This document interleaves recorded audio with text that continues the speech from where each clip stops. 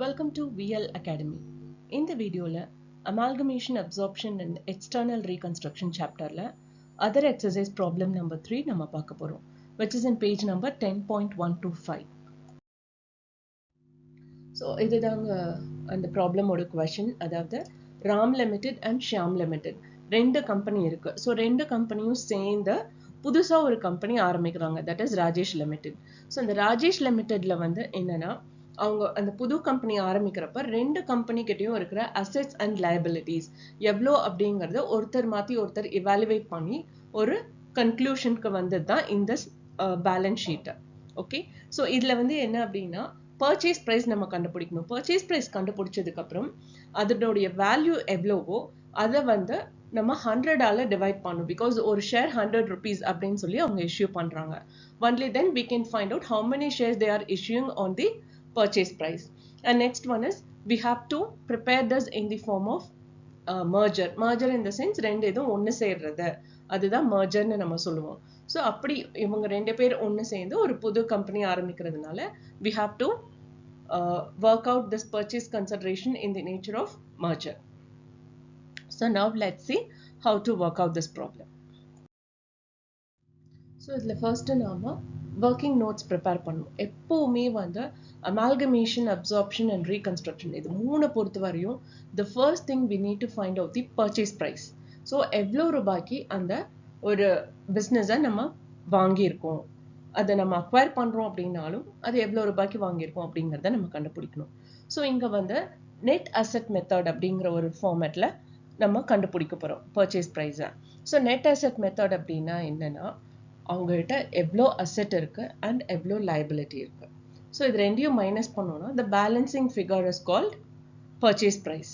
So இங்க வந்து ராம் லிமிடெடோட வர்த் என்ன அப்படின்னு பார்த்தோம் அப்படின்னா, அவங்களுடைய டோட்டல் அசெட் இஸ் 11,30,000.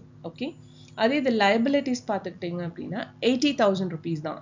இதுல வந்து நம்ம எவ்வளோ ஷேர் கேபிட்டல் அப்படிங்கிறத நம்ம எடுக்க மாட்டோம் liabilities side. And if there's any profit or loss அதெல்லாம் வந்து அவங்க மர்ஜ் ஆகுறதுக்கு முன்னாடியே அந்த ப்ராஃபிட் எல்லாம் அவங்க எடுத்துக்குவாங்க.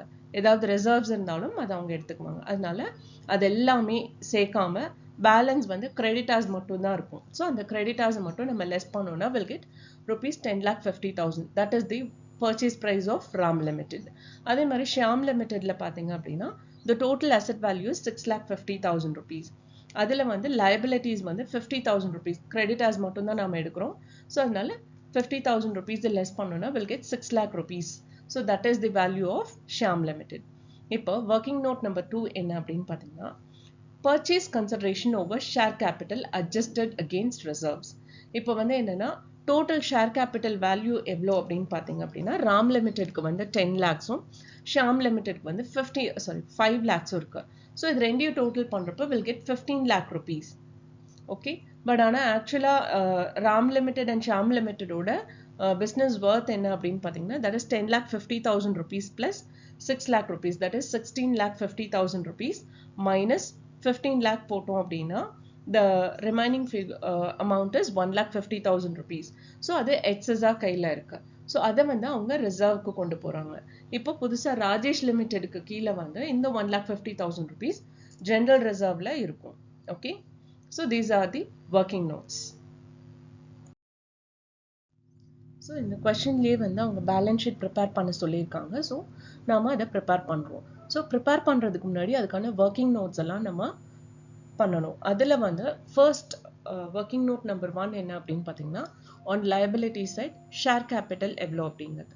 ஸோ ரெண்டு கம்பெனியும் சேர்த்தோம்னா the share capital value is 15 lakh rupees. So அதுதான் நம்ம இங்க போட்டிருக்கோம். இதுல வந்து என்னன்னா, ஒரு ஷேர் 100 rupees வேல்யூங்கிற பேசிஸ்ல நம்ம இஷ்யூ பண்ணணும். That can be to the existing shareholders or to the public. Existing shareholders வந்து நீங்க ரெண்டு பேர் மர்ஜ் ஆகுறதுனால எங்களுக்கு இன்ட்ரெஸ்ட் இல்லை அப்படின்னு சொல்லி அவங்களோட ஷேர்ஸை திருப்பி கொடுத்துட்டாங்க அப்படின்னா அது வந்து நம்ம பப்ளிக் இஷ்யூ பண்ணலாம். பட் அந்த ஸ்டோரிஸ் எல்லாம் இந்த ப்ராப்ளம்ல இல்லை அப்படிங்கிறதுனால நம்ம அதை அப்படியே வெட்டலாம். ஆக்சுவல் ஆத்தரைஸ்டு கேபிட்டல் வந்து 15 lakh rupees. ஸோ அந்த 15 lakh rupees இங்க இருக்கு. அண்ட் எக்ஸஸ் அமௌண்ட் இதுவும் நம்ம ஒர்க்கிங் நோட் நம்பர் 2ல கண்டுபிடிச்சோம். That is general reserve 1,50,000 rupees. அது working note number 2. Working note number 3 என்ன அப்படின்னு பார்த்தீங்கன்னா, கரண்ட் லைபிலிட்டிஸ். ஸோ ரெண்டு கம்பெனியோட கரண்ட் லைபிலிட்டிஸும் ஆட் பண்ணோம்னா that is the current liabilities of Rajesh Limited. That is 80,000 plus 50,000. That is 1,30,000 rupees. So next வந்து asset side என்னெல்லாம் வரும் அப்படின்னு பார்த்தீங்க அப்படின்னா non-current assets and current assets இந்த ரெண்டு கேட்டகரியில தான் நம்ம assets பிரிப்போம். ஸோ அதில் non-current assets என்னென்ன அப்படின்னு பார்த்தீங்க அப்படின்னா land and building. So land and building பொறுத்தவரையும் ராம் லிமிடெட் கிட்ட 5 lakhs rupees-உம் I mean 5 lakh worth land and building and 3 lakh worth land and building is from Shyam Limited. So இது ரெண்டும் நம்ம சேர்த்தோம்னா will get 8 lakh rupees which will be in the Rajesh Limited. And plant and machinery ரெண்டு கம்பெனியோட தான் நம்ம total பண்ணி போடணும். So that is 2 lakh of Ram Limited and 2,50,000 of Shyam Limited. And goodwill பார்த்தீங்க அப்படின்னா Shyam Limited கிட்ட மட்டும் தான் இருக்கு. That is 50,000 rupees. அதை நம்ம அப்படியே போட்டிருக்கோம். And furniture is 1,10,000 rupees. அது Ram Limited கிட்ட மட்டும் தான் இருக்கு furniture. So அதனால அதையும் நம்ம அப்படியே போட்டிருக்கோம். So total 14,10,000 rupees. அதே இது current assets கீழே பார்த்தீங்க அப்படின்னா stock, debtors and bank balance. So stock பொறுத்த வரையும் Ram Limited is having 1,50,000 rupees and Shyam Limited is having 20,000 rupees. So total is 1,70,000 rupees worth where Rajesh Limited have.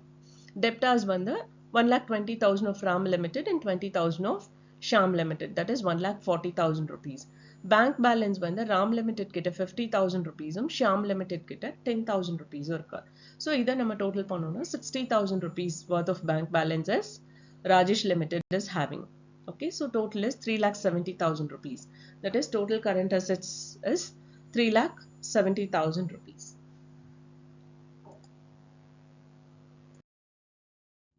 So நம்ம working notesல போட்டிருக்க values எல்லாம் எடுத்து இந்த formatல நம்ம போடணும். So இங்க format பொறுத்த வரையும் T formatல இருக்கக்கூடாது, அதாவது table formatல இருக்கக்கூடாது. இங்க வந்து working noteக்குன்னு ஒரு column, particularஸ்னு ஒரு column and amount column இந்த மூணு column மட்டும்தான் இருக்கணும்.